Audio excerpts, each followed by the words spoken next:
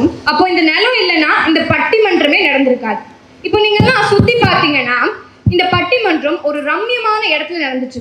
ஒரு பக்கம் பார்த்தீங்கன்னா அடர்ந்த மரங்கள், இன்னொரு பக்கம் நிறைய தண்ணி வாழங்குளத்துல, மேல எல்லையில்லா ஆகாயம், அப்புறம் நம்மளுக்கு தேவையான அளவு சூரிய வெளிச்சம், அப்புறம் என்னங்க நம்மளுக்கு வேண்டிய சுவாசிக்க அற்புதமான காற்று. இப்படி ஐம்பூதங்களுக்கு மத்தியில தான் இந்த பட்டிமன்றமே நடந்துச்சு. இதன் அருமை புரியாம என்னுடைய எதிரணியினர் ஏதேதோ பேசுறாரு. இந்த நிகழ்ச்சியை நடத்துற சிறுத்துளி நம்மளுக்கு என்ன சொல்ல வராங்க? காற்று எந்த அளவுக்கு முக்கியம், நீர் எந்த அளவுக்கு முக்கியம், நம்ம தண்ணியை சேமிச்சாகணும், மரங்களை நிறைய நட்டு வைக்கணும் அப்படின்லாம் சொல்றாங்க. இது மட்டுமா? அப்புறம் அவங்க ஒரு 75 days ப்ரோக்ராம் வேற நடத்துறாங்க. துளி துளியாய் சிறு துளியாய், கேட்கவே எவ்வளவு அழகா இருக்கு. இதையெல்லாம் இவங்க பண்றாங்க. இதை பண்ணும்போது இவங்க பண்றதை பார்த்தாலே நம்மளுக்கு தெரியுது பஞ்சபூதங்கள் ஒரு உலகத்துக்கு எந்த அளவுக்கு முக்கியம் அப்படின்னு. நம்ம உடம்பே பார்த்தீங்கன்னா பஞ்சபூதங்களால் ஆனதுதான். உங்க எல்லாத்துக்குமே இதை தெரியும். இதை விட ஒரு நல்ல சான்று வேற எதுவும் இல்லை.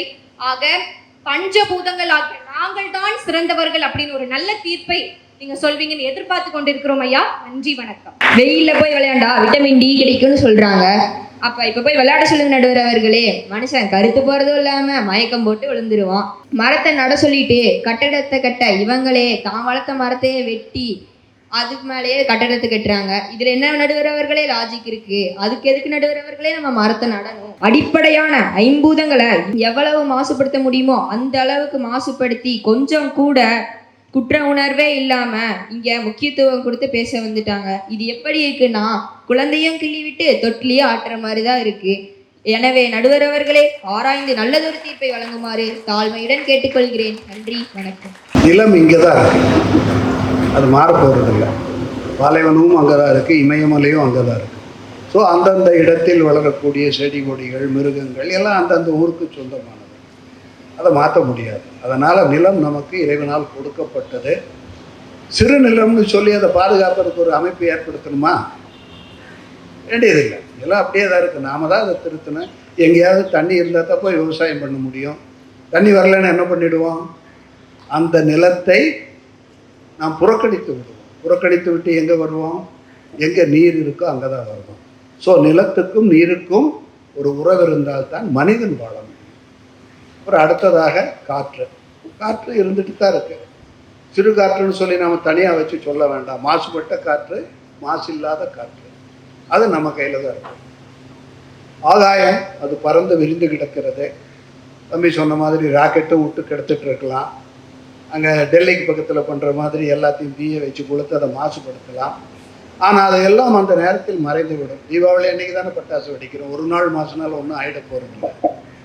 ஆனால் எது மாசுபட்டால் மற்ற அனைத்தையும் பாதிக்கும்னா அது எது? நீர். நீர் மாசுபட்டால் எல்லாவற்றையும் பாதிக்கும். ஆக 5 பேரும் ரொம்ப முக்கியமாக இருந்தால், நான் சொன்னேன் இல்லையா, கட்டை விரல் ரொம்ப ரொம்ப முக்கியம். கட்டை விரல் இருந்தால் தான் மற்ற 4 விரலுக்கும் ஒரு மரியாதை. இப்போ வீட்டில் அப்பா அம்மா அண்ணன் தம்பி தங்கச்சின்னு ஒரு 5 பேர் இருக்கிறதா வச்சுக்கோங்க. 5 பேர் இருந்தால் தான் குடும்பம். யார் இல்லைனாலும் கஷ்டம்.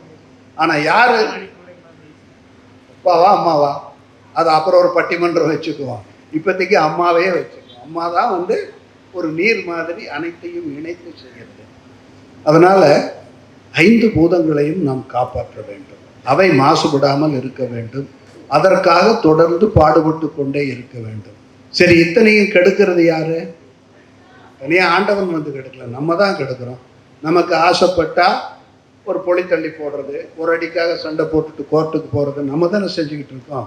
ஆக நிலத்தை நாம் ஒரு பொருளாக மதித்து அதனுடைய மதிப்பை கெடுத்துட்டோம். அதே மாதிரி விவசாயம் செய்யும்போது தேவையில்லாத உரங்களை போட்டு அதையும் விஷமாக்கிட்டு இருக்கோம். இதிலிருந்தும் பாதுகாத்தாகணும். நீரை பற்றி சொல்லவே வேண்டாம். நீர் தான் மிக மிக முக்கியம். இந்தூருக்கு பக்கத்தில் மாண்டவ்கர் அப்படின்னு ஒரு ஊர். அந்த காலத்தில் சரித்திர பரிசு ஒரு 1000-1500 வருஷத்துக்கு முன்பே அங்கிருந்த மகாராஜா இந்த மாதிரி ஒரு பெரிய தர்பார் மண்டபம் கட்டி வச்சிருக்காரு. மேலே இவ்வளவு பெரிய கல், இந்த அளவுக்கு. இந்த கல்லுக்கு பேர் சந்திரகாந்த கல். மழை வர்றதுக்கு ஒரு 15 நாளைக்கு முன்னாடி அதிலிருந்து தண்ணி சொட்டும். இன்றைக்கும் இருக்காது. நீங்கள் சுற்றுலா போனால் பார்க்கலாம். இந்த தண்ணி சொட்டுச்சுன்னா ராஜா என்ன பண்ணுவாருன்னா கூப்பிட்டு, மழை வரப்போகுது இன்னும் 10 நாளில், அதனால் நீங்கள் விவசாயத்துக்கு தயாராகிக்குங்கன்னு சொல்லுவாங்க. அவர் நிலம் வந்து இப்போ அங்கேயே இருக்கிறது தான், நிலத்தை அந்த நேரத்தில் பண்ணிக்கலாம். இல்லை காற்று அடிக்க போகுதுன்னா, பெருங்காற்று வந்ததுன்னா அதுக்கு வேணா பண்ணலாம். ஆனால் அந்த நீரினுடைய முக்கியத்துவம் இன்றியமையாதது. ஏன்னா அதைத்தான் நம்மளால் வந்து சரியான வழியில் ஆற்றுப்படுத்த முடியும். இறைவனுக்கு நன்றி சொல்லி வாழ்த்துவோம். 5 பூதங்களும் பஞ்சபூதங்களும் நமக்கு தேவை. ஒன்றுக்கு ஒன்று சளைத்ததல்ல.